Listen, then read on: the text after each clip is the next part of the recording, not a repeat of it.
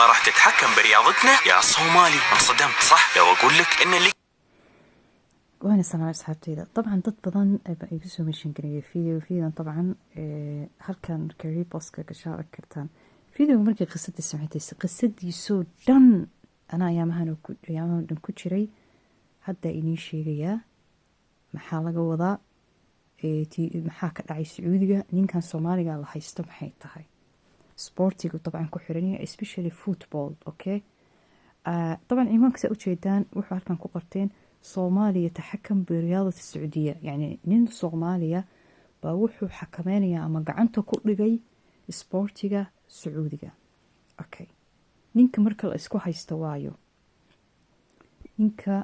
waa kana saaxiibyaal sheekaduna inaan ka dabageynaya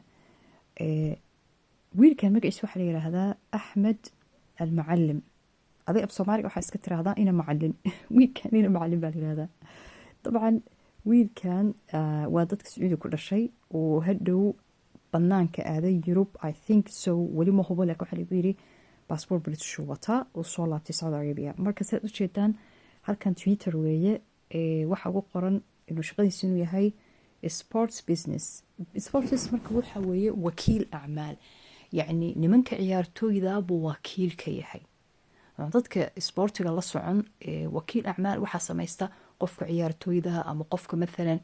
farmerska ama qofka مثلا businesska haysta ama qofka مثلا ay qof adiga oo shaqooyinkiisa dhan mar walba faado u ahayn inuu qabsado marka lacag badan baa lagu baxshaa wakiil acmaal baa la yiraahdaa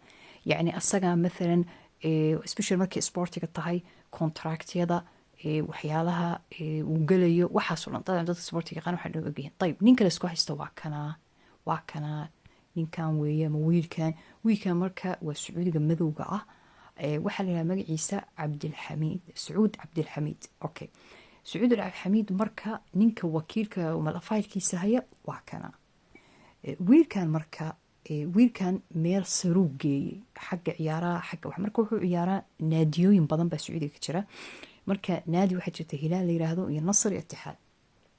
okay نادي الهلال مو عيارة نادي الهلال مركا كونتراكتين مركو ربا ويلكان إنو لقلو كونتراكتين مركو صوغا قابنيا ليش لأنه وحو ربا بروفيشنال إنو نقضو محترف أو بنان كهدو هيرو كونتراك في عن outside عربتا especially يوروبيان اندية يوروبيا إنو كعيارو مركا that's why وحا دعي كان با مركا كودلقين ويكان صوماليغا نينكا كودلقين مركا واكان كان مركا يوياي كان مركا ووكيلكي هوري للاعبكي سعود بن عبد الحميد كان مركا مقعيس waxa la yiraahdaa Fahad baa qadiim waa Yemeni نقول اجتماع خير حنشوف ايش يصير فيه وراح marka waxa weeye dadka abka isir waaga awowayaashiis baasaboorka Yemeniga buu qaatay marka waa iska Yemeni uu joogaa Soomaaligaas marka ku dhaganay wuxuu iska dhigay Sacuudi inuu yahay Twitter buu marka wuxuu ku soo qoray sida dabcan sheekadan ma ka aamusin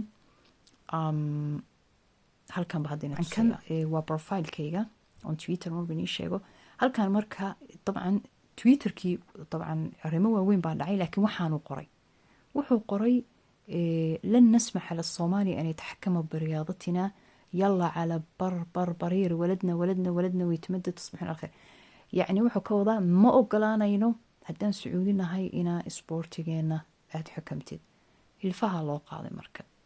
لأن طبعا نينكن سعود عبد الحميد اللي يراهدو بري هرونين كان كتشتي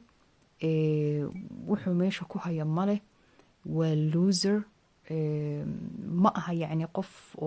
يعني إلى هذا سبورتي جاي أنا مركا هل كان أقري بار والله ولعبوا بميشان يمني باسبور سعودي أبكى إسرائيستا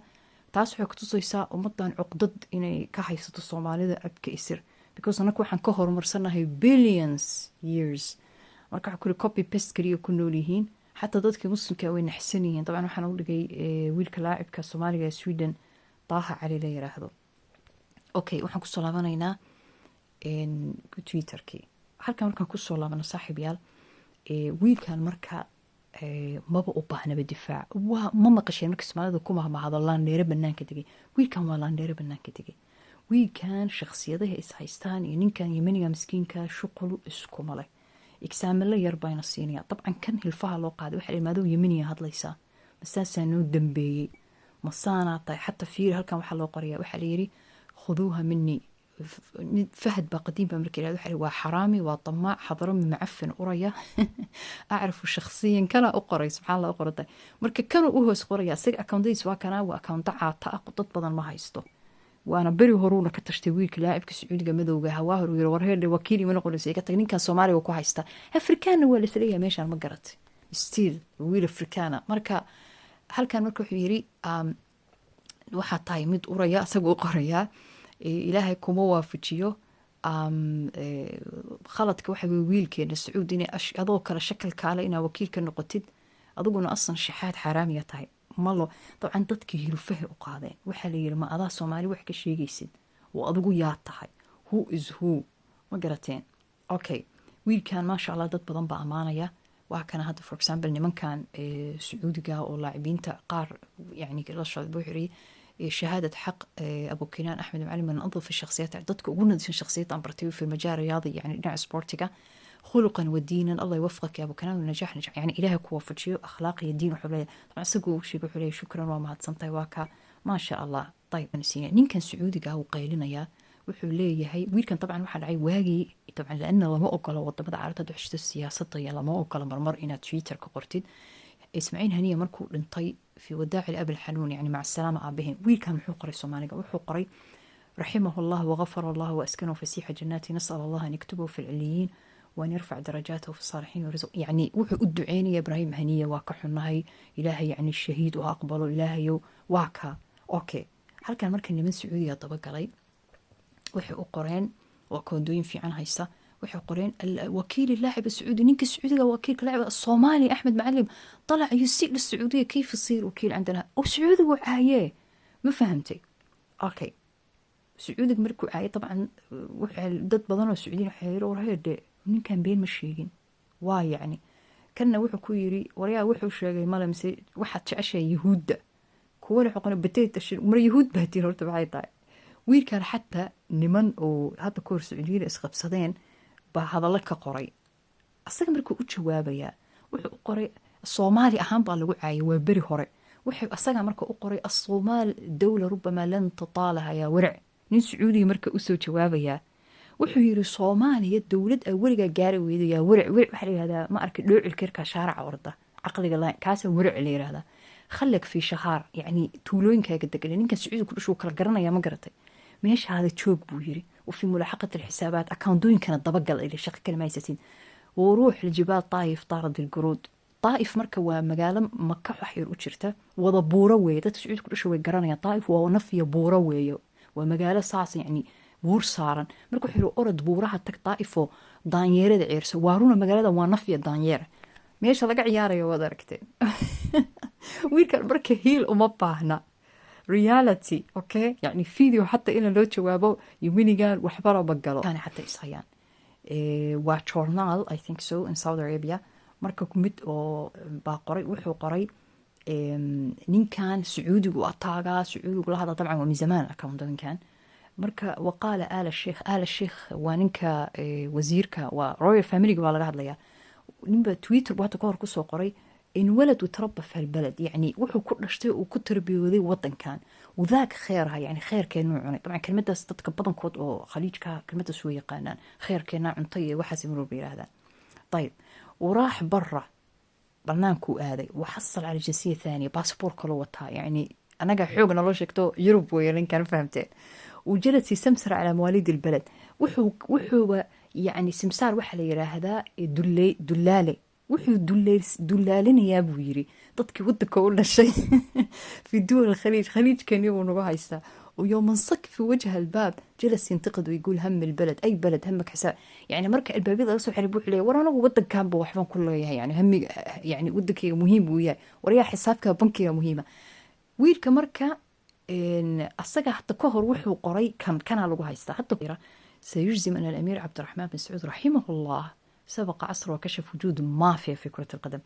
wuxuu qoray inuu nin amiira طبعا sacuudiga umaraada badankood amiir walba wuxuu haystaa naadi okay buu aad u garab istaaga marka wuxuu leeyahay amiirka cabdiraxmaan sacuud bin aadan naadiga yani indiyada mas'uulka ahaa hadda ka hor